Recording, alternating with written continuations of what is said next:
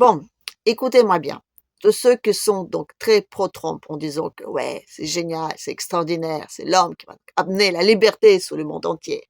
Le monde avec des vraies valeurs, les vrais trucs. Les mecs, Trumpinomino a dit, Trumpinomino a fait, tout ça. Ou tous ceux qui le détestent, qui peuvent pas les saquer, qui disent non, mais c'est pas possible. Je dis, c'est pas possible, parce que c'est un vrai dictateur et tout ça. Écoutez-moi bien les deux là. Parce que ce que je veux vous dire, c'est très sérieux. Et essayez, s'il vous plaît, je veux dire, de vous défaire de la forme et écoutez, s'il vous plaît, le fond. Parce que, encore une fois, ce que je veux dire, c'est très, très, très sérieux. Trompez-nous, qu'est-ce qu'il nous a promis là? Je veux dire, pour tout le monde, d'un côté, on peur, ou d'un côté, se dire, ah, génial, tout ça. Qu'est-ce qu'il nous a promis là? Essayons de réfléchir un petit peu. Premièrement, il nous a promis Mars. Bon, les filles, vous connaissez ça? On nous promet la Lune, et après, on n'est plus capable de débarrasser la machine à laver. Ah bah oui, à promettre la Lune, c'est facile, c'est facile. Ce qu'on promet Mars, c'est facile, ça fait rêver, ça coûte pas cher, et je veux dire, ça mange pas de pain. Voilà, ces promesses-là. Et par l'autre pain, ben, vous savez, je veux dire, apprendre une deuxième chose, très, très intéressante. Le système binaire, ça nourrit pas son homme. Non, non, non. Les hommes, ils ont besoin de bouffer, ils ont besoin de dormir avec un toit dessus, ils ont besoin d'éventuellement se déplacer, je veux dire, de s'habiller et d'éduquer ses enfants. Voilà. Ils ont besoin de tout ça. Ils ont besoin des trucs tangibles. Système binaire, pas tangible. C'est pas tangible, c'est pas tangible. Ça va peut-être coûter beaucoup d'argent, ça va peut-être encore une fois faire rêver, mais vous avez les Shintok là-bas, ils vous font je dirais, ils vous font des trucs qui coûtent 3 fois moins cher et qui sont presque aussi bons.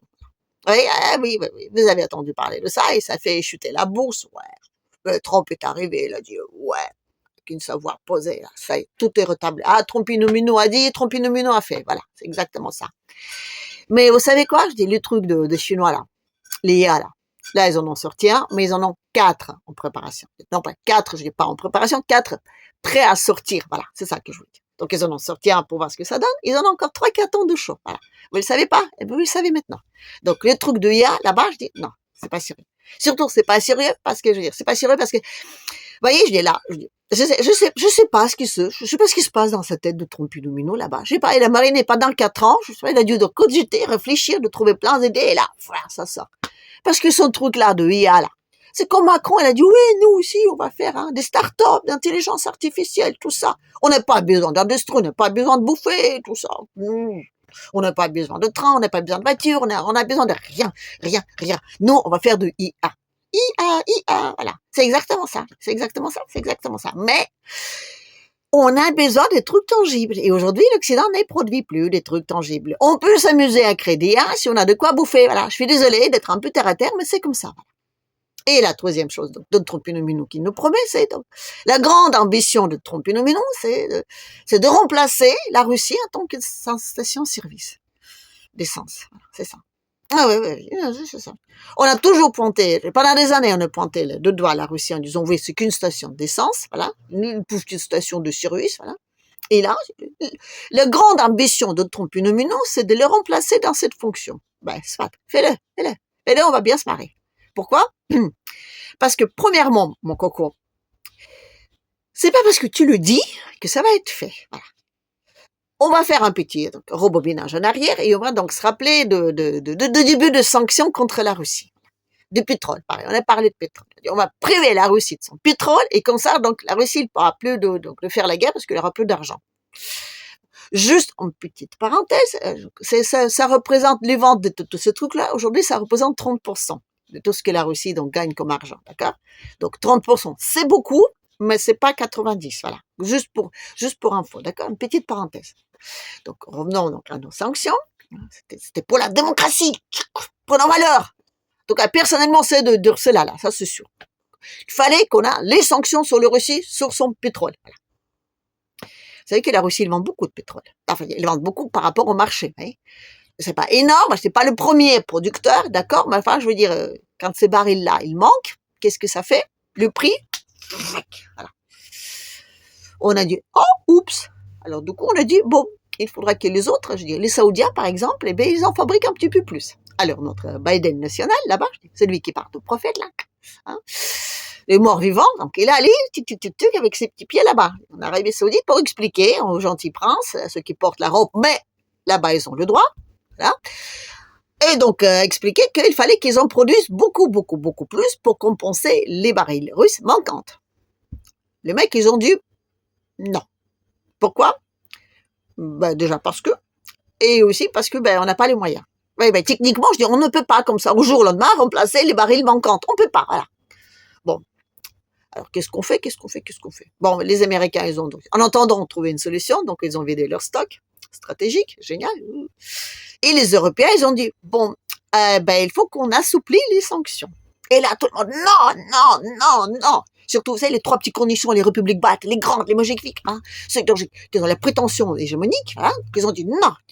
L'Ukraine, pareil, ils ont dit non. La Pologne aussi, enfin, tout le monde a dit non, non. La démocratie, il fallait même baisser. Donc, hein. Ils ont dit qu'il fallait, et il fallait, je sais pas quoi. Ils disent beaucoup de choses, donc il faut pas trop les côtés, mais en tout cas, je dis, ils ont dit non.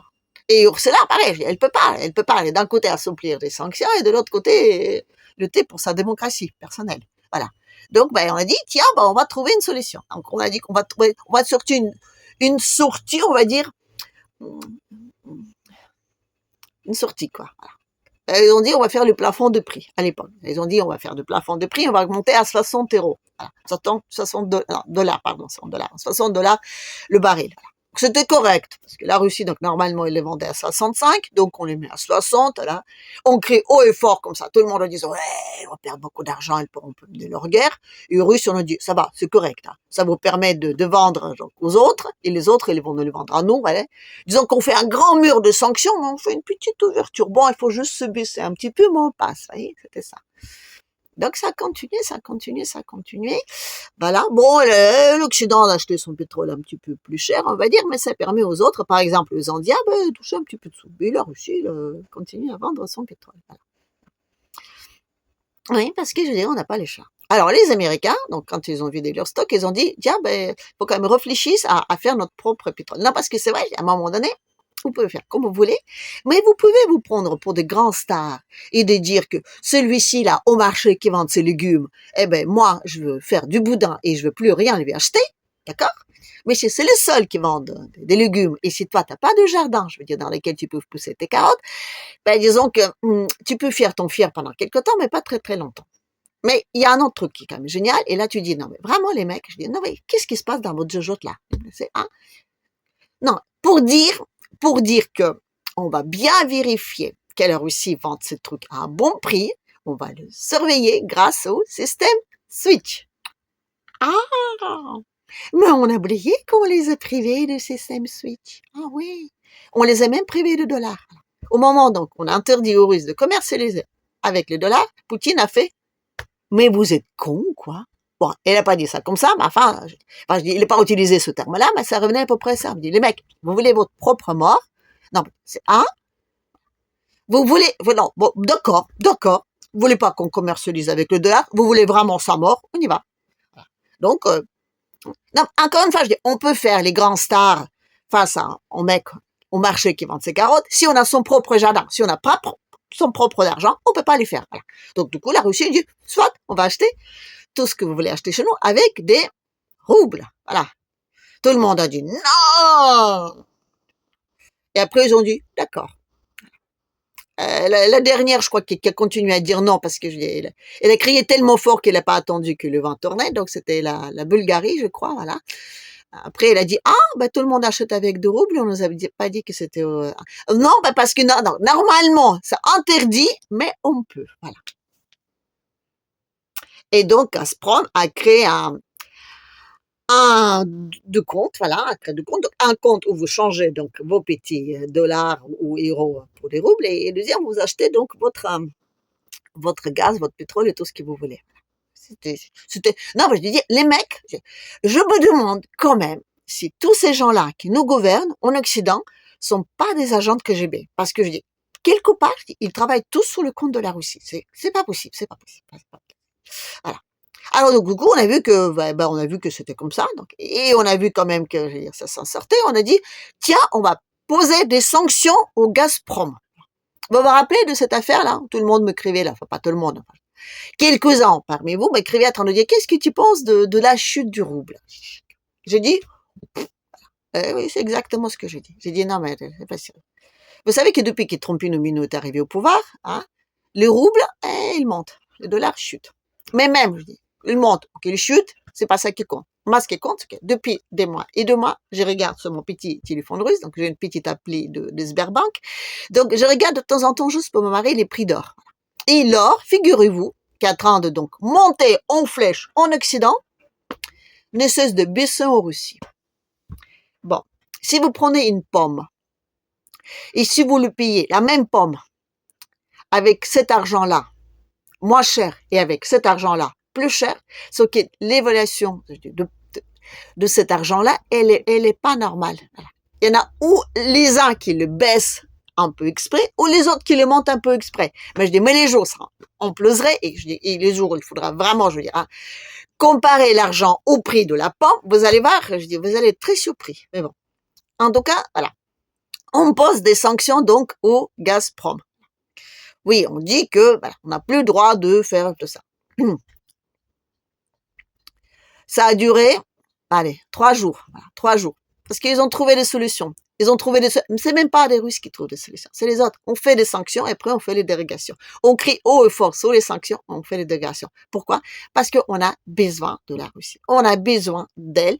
Parce qu'on a besoin de bouffer. Parce qu'on a besoin de, même pour faire la guerre, on a besoin de lui acheter son gasoil. C'est comme ça, c'est la vie. Ça vous plaît ou pas. Et c'est normal. Donc, aujourd'hui, tout ça, c'est du pipeau. Et puis l'autre qui dit, il va mettre, non. Vous avez entendu pour Poutine, là, qui parlait, je veux dire, quand on lui a posé la question, qu'est-ce qu'il a pensé de tout ça? Il a dit, il faut écouter Poutine, parce que je veux dire, c'est un gentil bougre, voilà. Il prévient, il ne menace pas, il prévient, il dit, voilà ce qui va vous arriver. Et il a dit la même chose pour le dollar, il a dit, non, n'interdisez pas le dollar, parce que vous allez être mal. Voilà. Et il a dit ça pour les ça. Et là même, en 2007, on est toujours en train de dire que Poutine, dans son discours de Munich, a essayé de menacer tout le monde. Non, il a juste dit, les mecs, faites gaffe. Là, vous êtes en train de mal tourner. Vous allez voir, ça va très, très, très mal se passer. On a dit que c'était une menace. Non, c'était pas une menace. Non, on ne menace pas. C'est quand on explique à un enfant que touche pas la casserole parce que tu vas te brûler, c'est pas une menace. Non, on dit juste que tu vas te brûler. Fais gaffe. C'est exactement ça. Donc, c'est exactement comme ça, il a dit. Il a dit, un trompino, mais nous, mec, 45 € le baril, c'est con. Non, elle n'a pas dit ça comme ça. Ça revenait à peu près à ça, vous voyez. C'est complètement, enfin, écoute, tu vas, pour tenir ce prix-là, d'accord, de 45 €. D'ailleurs, je sais pas d'où ça sort, les 45 $. Je sais pas d'où ça sort. Je sais pas, c'est profiter les 80 ans, la fin de la guerre, j'en sais rien. C'est profiter l'âge de Macron quand la grande guerre là-bas entre l'Occident et la Russie a commencé. C'est pas par le fait qu'il était 45e président. Si vous avez une idée là, je veux dire, de pourquoi 45, vous pouvez toujours me l'écrire et je vous rappelle que, je veux dire, chaque petit commentaire, même s'il est complètement, je veux dire, insuffisant, ça fait progresser un tout petit peu ma chaîne, voilà. C'est qui est peut-être un tout petit peu le phoque, mais qui est toujours extrêmement sérieuse, enfin, dans le contenu et pas dans le contenant, voilà. Et ça me fait, comment dire, peut-être un jour pouvoir je sais pas moi, de même gagner un tout petit peu de sous sur cette affaire-là, parce que tout ce que je vous explique là, je veux dire, pour le moment, c'est, je veux dire, totalement bénévole, voilà. Donc, n'hésitez pas à mettre un petit pouce, un petit partage, une petite cloche et un petit commentaire, voilà. C'est une deuxième petite parenthèse. Et je promets qu'il n'y en aura plus d'autres, parce que là, quand même, je vais recentrer sous la grandeur des États-Unis. Voilà. 45 € le baril. Donc, aujourd'hui, si tu veux garder le prix bas, il faut qu'il y ait une surproduction. Voilà. Parce que, encore une fois, si tu veux plus acheter du pétrole russe, mais tu veux donc avoir du pétrole au prix bas, il faut qu'il y ait quelqu'un d'autre en produit. Donc, qui va produire? Ben, les Américains. Alors, déjà, leur pétrole, je dis, il est plus cher à produire. C'est pas les mêmes. C'est pas un truc, tu ouvres le robinet et ça coule, non. Ça marche comme ça. En Russie, ça marche pas comme ça là-bas. Là-bas, c'est un peu compliqué, c'est un peu technique, mais enfin, je veux dire, il est, comment dire, il est plus léger, il est plus difficile, il est beaucoup plus polluant aussi. En tout cas, l'extraction. Et il faut un investissement pour l'extraire, voilà.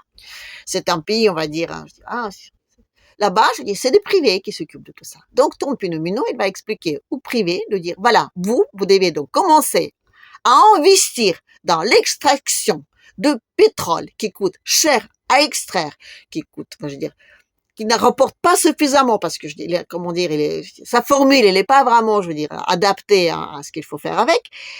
Donc, vous allez investir dans tout ça pour le vendre à 45 € le baril.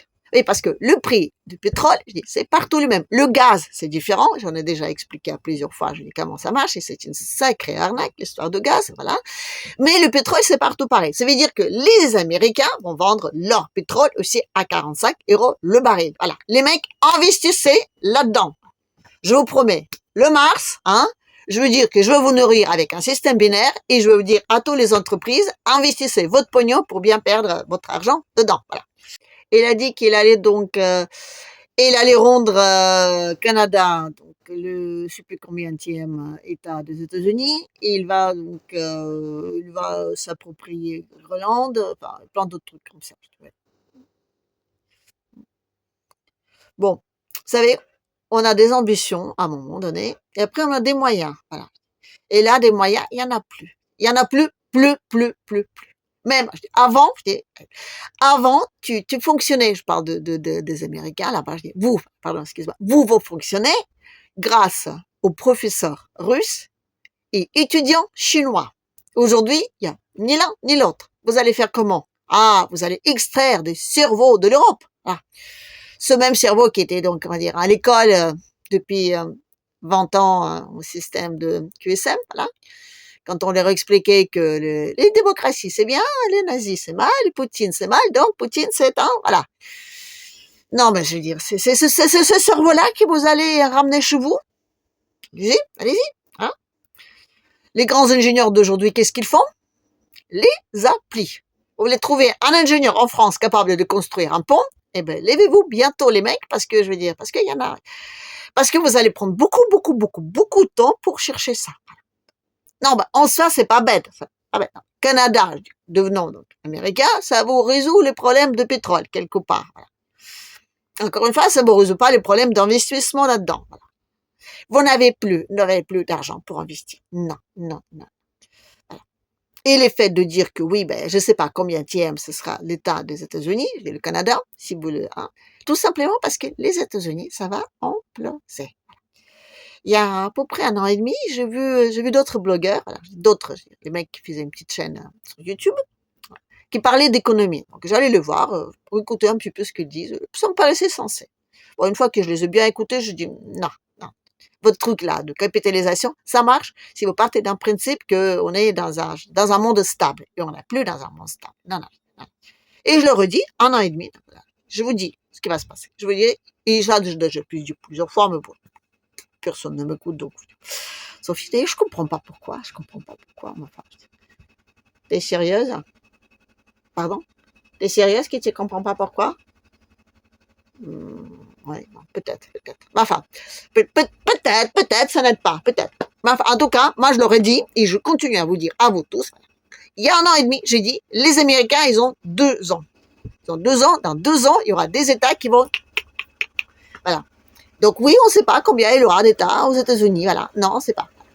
J'ai dit aussi que l'Europe va imploser. J'ai dit d'abord qu'elle va donc se séparer en plusieurs groupements. Voilà. Et après, comme d'hab, elle va se refermer sur le tout petit pays, comme ça, qui vivent côte à côte, qui se battent entre eux et qui parlent tous de langues différentes. Voilà. J'ai dit aussi que oui, la Russie, oui, elle sera grande et l'Europe, elle n'aura pas d'autre choix que de se tourner vers elle. Voilà. Apprenez par les Russes. Voilà, les mecs. J'ai dit aussi que les Africains seront séparés en 2 et que ce sera ce sera un grand continent, mais bon, il y aura donc une partie du sud et une partie du nord qui auront, on va dire, des influences différentes, voilà. Et j'ai dit aussi que le dollar, il aura 2-3 ans à vivre. Le dollar, oui, ça va en plus. Non, mais c'est eux-mêmes qui vont le détruire. Parce que d'un côté, je dis, vous ne pouvez pas garder le système de dollar à l'extérieur, c'est-à-dire d'être totalement déficitaire, et investir dans votre pays. C'est pas possible. Voilà. Donc oui, ils vont se débarrasser, les Américains eux-mêmes, de leur dollar. Et pour le faire, déjà, ils ont commencé avec les couleurs, voilà. Ils ont changé légèrement la couleur de leur billet. Voilà. Et donc, oui, il y a certains pays où on ne sait pas pourquoi, dans leur machine, ça passe pas. On vous dit, ah oui, bon. Donc déjà, ça permet d'éliminer une partie de liquidité. Et puis, il y a un autre truc qui est génial, la crypto-monnaie. Ah oui, ça monte. Les mecs, ils vont investir leurs dollars là-dedans. Hein. Ah, parce que c'est libre, c'est contrôlé par personne, tout ça. Et puis un petit bug, voilà, un petit bug. Oui, non, oui. Non, bon, aujourd'hui, il faut s'en débarrasser de dollars partout. Il faut que la masse monétaire de dollars dans le monde soit réduite. Donc, tout va passer là-dedans. La crypto y compris. Donc, si vous avez les dollars et la crypto-monnaie, débarrassez-vous-en. Débarrassez-vous-en. On le dit à deux. À deux. Pour vous dire à quel point c'est sérieux. Après, est-ce qu'on peut dire que Trumpinou a des petites tendances, on va dire, dictatoriales, fascistes, voilà? C'est pas faux, non, c'est pas faux, mais il y a un tout petit tic. Donc, normalement, dans un pays qui est gouverné depuis, on va dire, 300 ans, voilà, par une oligarchie, hein, voilà, on évite les dictateurs. Voilà. Normalement, c'est pour les autres, oui. Non, oui, oui, je dis, un petit Hitler, c'est bien quand c'est à l'extérieur, voilà. On le nourrit, on le prépare, on fait tout ça, mais à l'extérieur. Voilà. Après, on passe par des gentils s'il y a un problème. Donc, on ne le mettrait pas à la tête des États-Unis, non, non. S'il a des petits soucis comme ça, ben, vous allez voir, il aura une crise cardiaque ou un mal au ventre, enfin, un truc comme ça. Non, non, non, il n'aura pas de petit Hitler aux États-Unis. Non, non, non, non. Vous allez voir, ça va se dire. Si, effectivement, ces petites tendances-là, ça va faire un gros hic. Voilà. Et, ben, gros hic. En Europe, oui, c'est possible. Voilà. D'ailleurs, même, je crois qu'on en a prévu un, là. Voilà. Donc, on avait un bon casting. Manu, voilà. Donc, notre Marcon démocratiquement élu. Je parle de notre président. Voilà. Donc, un bon casting. Voilà.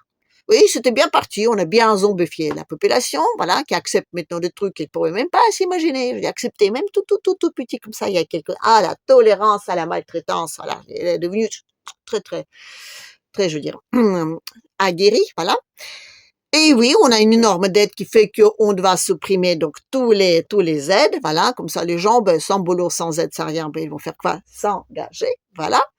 Oui, non, ben, non, mais ça, c'était bien parti, voilà, c'était bien parti, mais bon, après, regarde, on manque de moyens, voilà. On manque de moyens de nos ambitions, voilà. Donc oui, aujourd'hui, je suis désolée, bon, je suis désolée, mais peut-être qu'on n'aura pas de fascistes en Europe, voilà, peut-être.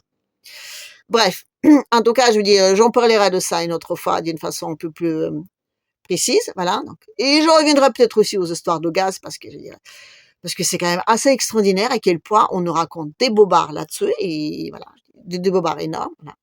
Et en attendant, ben, je vais vous dire donc ben, à la prochaine. Et aussi, s'il n'y a pas de vidéo qui sort donc dans les jours, dans 2 ou 3 jours à venir, ne vous inquiétez pas, c'est parce que voyez-vous, je pars à Sénégal. Voilà. Je vais en vacances au Sénégal pour une dizaine de jours. Donc, si je peux faire des vidéos là-bas, vous allez voir des vidéos.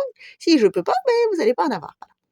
Et je vous signale encore une fois, il y a une toute petite cloche là. Si vous appuyez dessus, voilà, vous allez être prévenu de mes vidéos. Parce que vous avez remarqué que même si je vous dis des trucs extrêmement brillantes, je ne suis pas toujours bien assidue, bien organisée et bien, on va dire, et bien dans la bonne forme. Voilà. En attendant, à la prochaine.